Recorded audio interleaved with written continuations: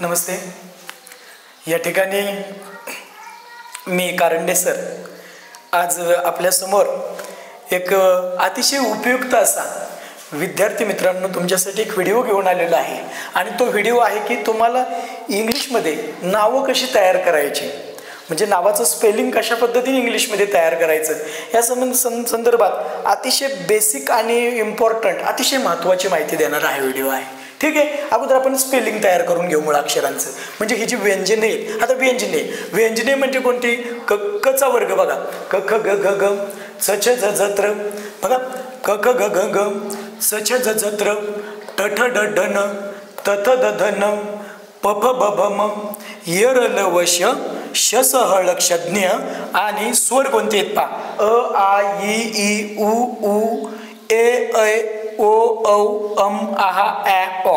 आता याची पहिल्यांदा स्पेलिंग बघूया कसं.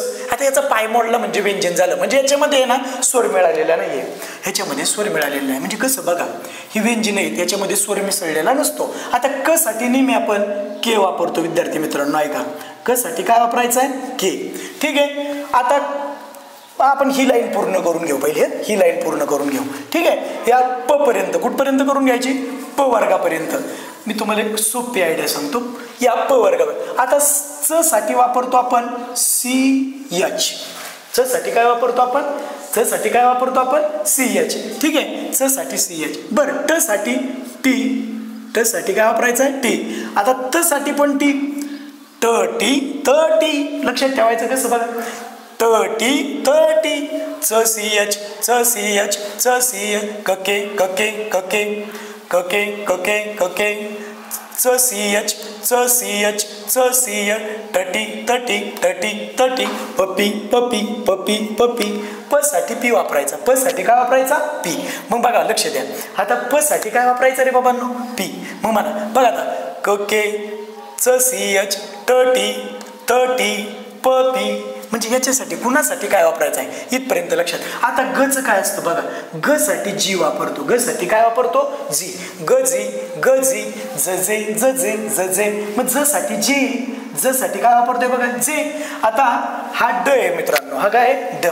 डडी डडी डडी दडी डडी दडी डडी दडी डडी दडी.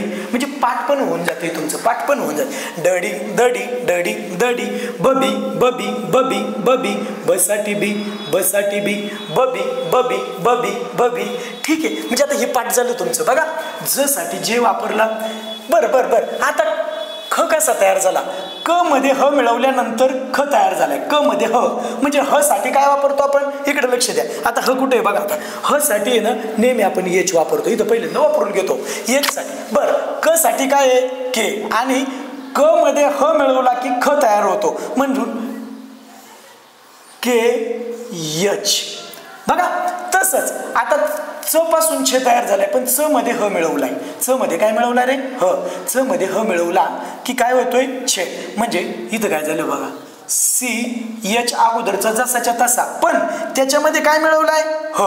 म्हणजे सी डबल एच. ठीक आहे. आता ट साठी टी, पण ट मध्ये ह मिळवलाय बघा. पुढच्या हे आहेत ना महाप्राणी बघा. मी काय म्हणतोय, ह्याच्यात आहे ना एच मिळवला गेलाय, ह्याच्यात काय मिळवलाय? एच मिळवलाय. लक्ष द्या.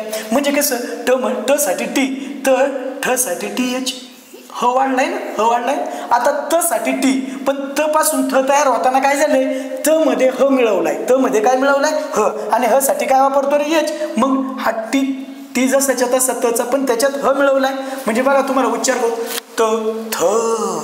ट मध्ये ठ ह, ह चा उच्चार येतोय. च च येतं, च मध्ये ह मिळवलं. छ ह ह, ह चा उच्चार येतोय. क ख ह, ह चा उच्चार येतोय. हे ते लक्षात तुमच्या, हे ते लक्षात. बघा पण पुढे काय करायचं. आता मला सांगा, प साठी पी वापरला, पण प मध्ये ह मिळवला की म्हणजे काय होईल? पी एच होईल. पी एच होईल. आता इथपर्यंत झालं. आता याच्यावरून हे पहा, ग मध्ये ह मिळवला म्हणजे काय झालं रे बाळांनो? ग जी एच. आता जेचं काय? ज झ म्हणजे ज मध्ये ह मिळवला की झ होतोय. बर बर बर. आता ड डी, तर ढ मध्ये काय मिळवलं? ड मध्ये काय मिळवलाय? ह मिळवलाय. म्हणजे काय झालं? D H. D H. बर बर. द मध्ये द साठी डी आहे, पण ध ध धरणाचा, त्याच्यासाठी द मध्ये ह मिळवला म्हणजे काय झाला DH. ठीक आहे. ब साठी बी तर भ साठी BH. ठीक आहे. आता हे सोपं आहे. आता हा ड नाही बरं का रे, हे बरेच पोरं चुकतात इथं. काय तुमचं मला कळत नाही. अरे याचा पाय मोडला इथं पुढं टिंब असला की याला ड नाही म्हणायचा, अंग अंग. आता उदाहरणार्थ सांगतो, लक्ष द्या. उदाहरणार्थ सांगतो. हा शब्द आहे, मग ह्याला काय वाडमय वाचणार का? नाही, चूक. हा कोणता शब्द आहे? हा बघा, असा ड सारखा आकार आणि पुढे जर टिंबा असेल आणि खालून पाय मोडलेला असेल तर तो अंग असतो. काय असतो? अंग. म्हणजे काय झालं बघा, वाङ्मय. काय झाला? वाङ्मय. येते लक्षात तुमच्या सगळ्यांच्या? बघा तुमच्या सगळ्यांच्या लक्षात येत असेल की मुलं वाचताना याला मी बऱ्याच वेळा 8वी मध्ये 7वी मध्ये इतिहासात हा शब्द आहे वाङ्मय. पण मुलांना वाचायला लावतो जेव्हा मी सुरुवातीला तेव्हा ते वाङ्मय वाचत. हे वाङ्मय का वाङ्मय म्हणजे हा अंग आहे. अंग अंग म्हणजे याच्यात आदल यंजी अंग अंग अंग. बर बर बर. हा त्र म्हणजे कसं झालं? त आणि र. त आणि र म्हणजे याच्यासाठी टियर. ठीक आहे. पुढे जातो आता. न साठी यन. न साठी काय असतो रे? नयन. नयन. मुलाची नावं सुद्धा तुमच्या माहिती आहे. नयन, नवरून नयन. नयन नावाचा मुलगा असतो का नाही? पण त्याच्यावरून सोपं आहे ना लक्षात ठेवायला. नयन. न साठी यन. नयन नयन दोन्ही नयन. मयम मयम मयम. बर बर. आता याच्याकडे जाऊ. ये साठी काय वापरायचं बघा. ये साठी वाय वापरायचा. ये साठी काय वापरायचा? वाय. आणि र आर ल यल. आता व साठी एकतर व्ही पण वापरतो किंवा डब्ल्यू पण वापरतो. बर. आता हा शामृगाचा शे आहे. शामृगाच्या शेसाठी तो कसा तयार झालाय? हा जो स आहे ना, स अगोदर स लिहितो, लक्ष द्या. स आहे ना, स ला यस वापरतात. पण या स मध्ये ह मिळवल्यानंतर म्हणजे काय? श आणि ह एकत्र आला म्हणजे काय होईल? यस आणि एच. तसाच हा सुद्धा तसाच आहे. सेम. स आणि ह एकत्र येऊन काय झालं रे?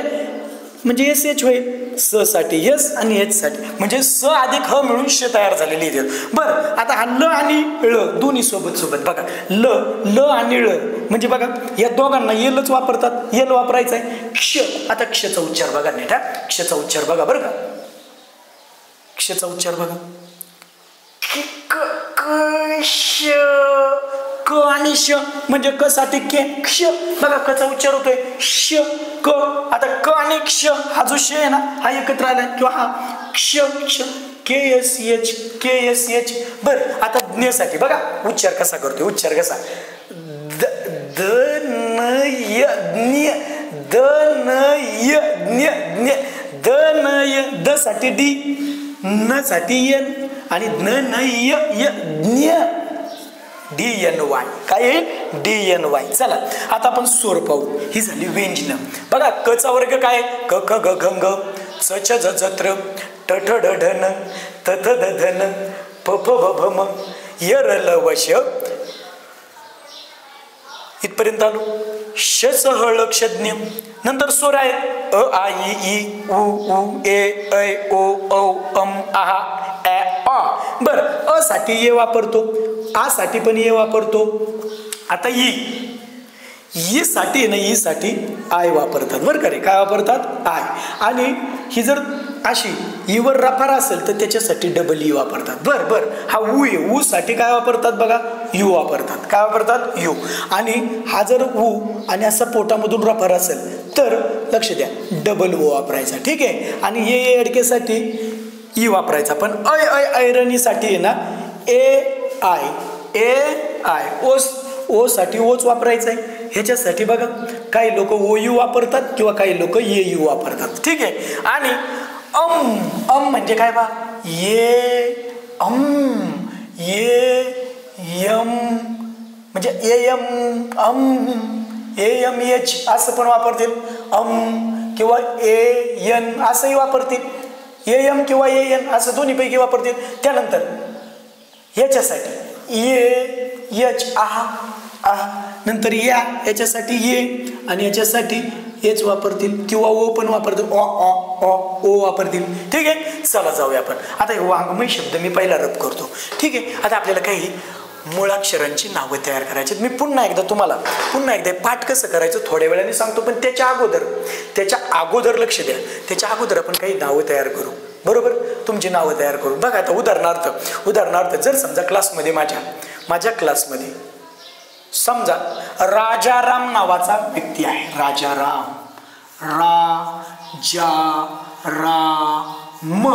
असा आहे. ठीक आहे, लक्ष द्या फक्त. आता र साठी काय वापरायचं बघा. र कुठे गेला? र तर र साठी काय वापरायचं ठरलाय? आर. बरं, ठेवलेलं नाव आहे म्हणून लेटर, याचं कसलं पहिलं लेटर जे आहे ते कॅपिटल. बरं ठीक आहे, आर.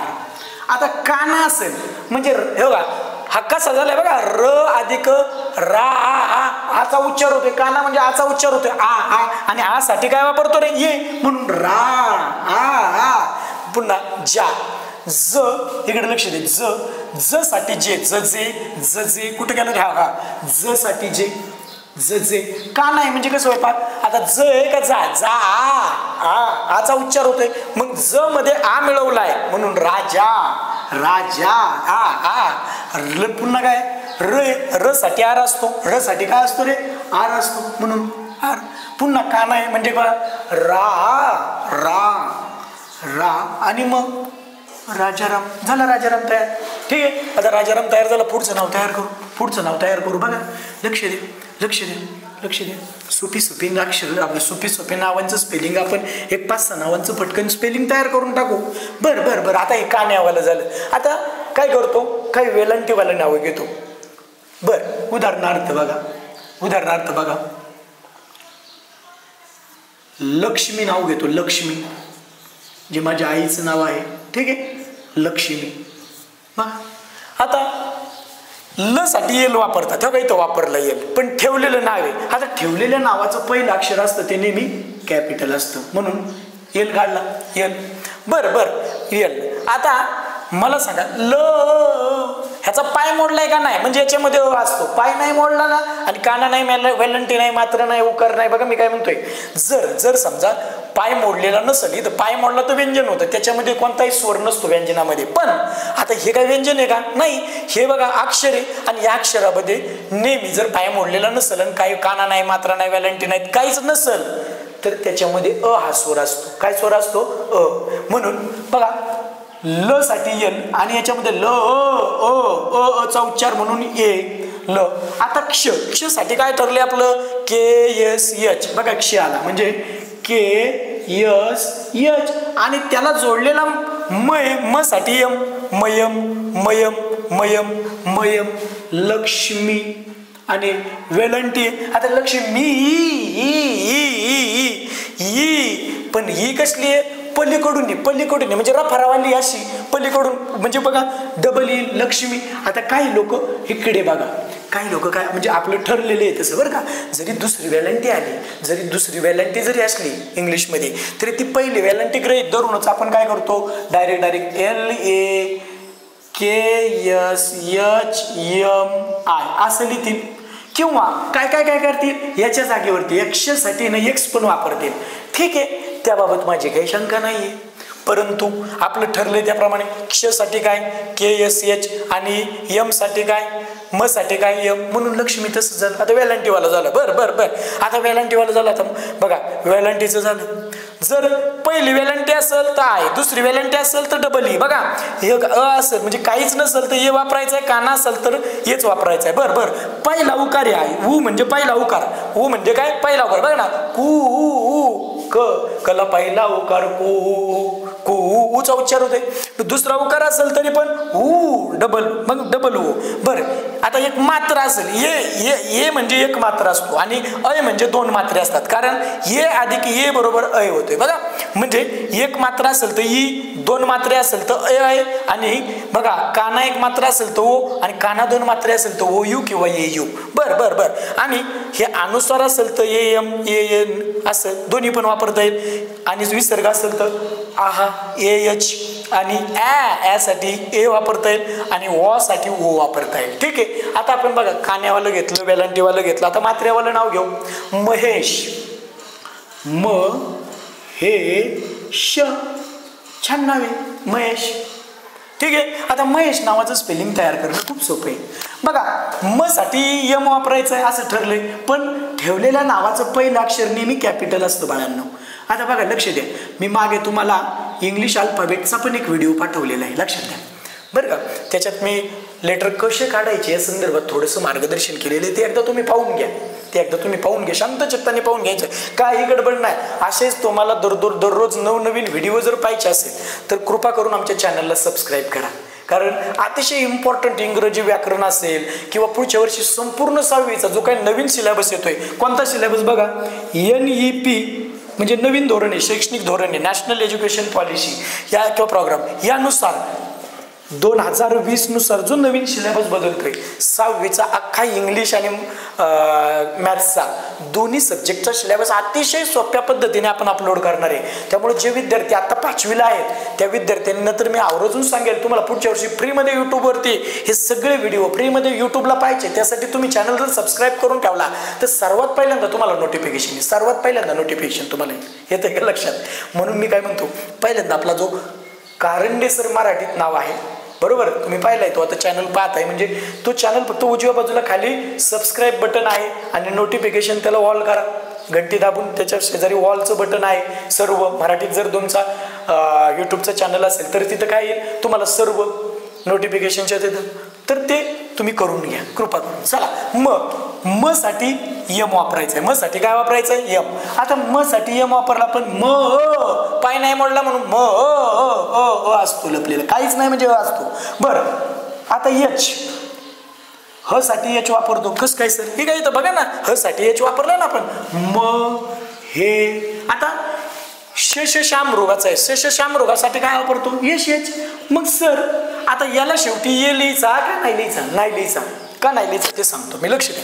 शेवटचं अक्षर असेल, बघा मी काय म्हणतो, शेवटचं अक्षर असेल, काना मात्रा वेलांटी उकार काहीच नसेल तर त्याच्या शेवटी जरी महेश आला तरी तो म्हणजे आपण पटकन उच्चार करतो, त्याच्यामुळे अचा उच्चार होत नाही त्याच्यात.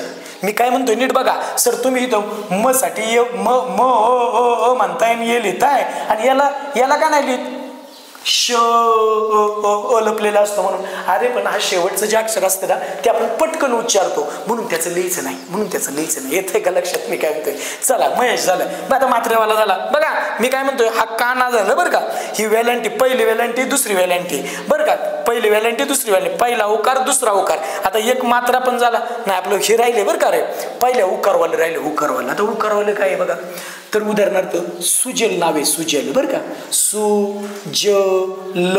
सुजल नावाचं स्पेलिंग तयार करायचे. आता मला सांगा, स साठी काय वापरतो, इथं स आलाय, स साठी काय वापरतो बघा, इथं स साठी एस वापरतो, घ्या, पण एस कॅपिटल लिहायचा. का कॅपिटल लिहायचा कोण सांगेल का रे बाई, काय कारण आहे त्याचं. कॅपिटल लिहिण्याचं कारण आहे की हे ठेवलेलं नाव आहे आणि ठेवलेल्या नावाचं पहिलं अक्षर नेहमी कॅपिटल असतं. बरं, यस झाला. आता पहिला उकार आहे बघा, इकडे बघा रे बाबा, हा सु ऊचा उच्चार होते बघा, उकार म्हणजे ऊ असतो, पहिला उकार म्हणजे ऊ आणि दुसरा म्हणजे ऊ, थोडा सूर वाढतो त्याच्यात, थोडा सूर त्याच्यात वाढतो. बरं असू दे, काय हरकत नाही. आता म्हणजे काय झालं बघा, पहिला उकार आहे, पहिल्या उकारासाठी यू वापरतो, सु. बरं, आता ज कुठे माझा बघू दे, जे हो का, जे माझं पाठ आहे तसं तुमचं बी पाठ झालं पाहिजे. बरं, आता काना नाही मात्र नाही, सु म्हणून ये, आणि शेवटच्याला काना मात्रा वेलांटी नसेल बघा. बरं, ल साठी पहिल्यांदा एल लिहून घेतो, पण आपलं काय ठरलं इकडे बघा, याच्याप्रमाणे शेवटच्या अक्षरला जरी त्याच्यात अ असला, म्हणजे सुजल अ असला तरी तो आपण चटकन उच्चार करतो त्या शेवटच्या अक्षराचा, ह्या शेवटच्या अक्षराचा चटकन उच्चार करतो. म्हणून आपल्याला जो शेवटचा जो काय अक्षर असतं त्यात ए वापरायची काही गरज नाही. इथपर्यंत लक्षात आलं असेल, सुजल. बरं, आता उकारवालं झालं, मात्र्यावालं झालं. आता काय राहिले बघा आपलं, हा एक मात्रा, ई म्हणजे बघा, ये यडक्याचं म्हणजे एक मात्रा असतो, वरती एक मात्रा आणि हे दोन मात्रे असतात. बरं, आता नाही मात्र्यावालं बी झालंय की काही, एक मात्र्यावालं झालंय. बरं, आता काना आणि एक मात्रा म्हणजे कोण, बरं बघूया, सोपान, स, त्याला काना हा एक झाला, काना आणि एक मात्रा, सो पा न. सोपान. आता सोपानचं स्पेलिंग तयार करायचे बरं का, सोपानचं. लक्ष द्या. आता हा स साठी काय वापरणार, येस वापरणार. बरं, काना आणि एक मात्रा म्हणजे सो ओ ओचा उच्चार तो ओ साठी बा सो स ओ सो सो ओ सो ओ ओ ओ ओ ओ ओ ओ ओ सो. प साठी पप्पी पप्पी. बघा आपण पाठ केलं तर ना मग अशी पप्पी. हो का, कुठं गेलं रे पप्पी, पप्पी पप्पी. बबी बबी. दडी दडी दडी दडी. टटी तटी. कके कके. गजी गजी गजी गजी. चसीएच चसीएच चसीएच. जजे जजे जजे जजे. आणि हे तर पुढचं सोपंच आहे ना, याच्यात हेच मिळालं बघा. म्हणजे पण हे पाठ पाहिजे सिरियल तुमचं कसं. क ख ग घ ग. छ झ झत्र. टठ ढन. तथ धन. पप बभम. यरल वश. श सहळक्षज्ञ.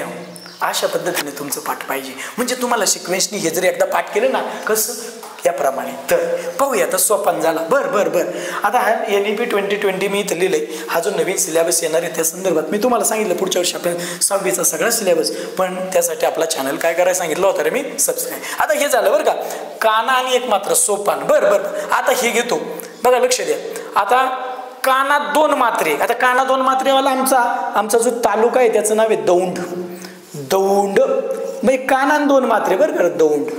आता दौंड बघा. आता दडी.